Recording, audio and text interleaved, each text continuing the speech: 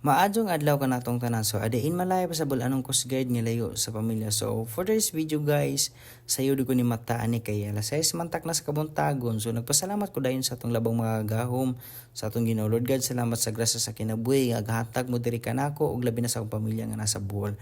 So wala mi pagidugay kakuha mi ana ni Chingalon ana og dustpan, silihig ug basurahan kay gingloan na mo ang hallway diri sa gangway sa service o sa station kay diri man mo agi o mosulod ang mga sa mga tao para piskay kan tanaawon sa mata.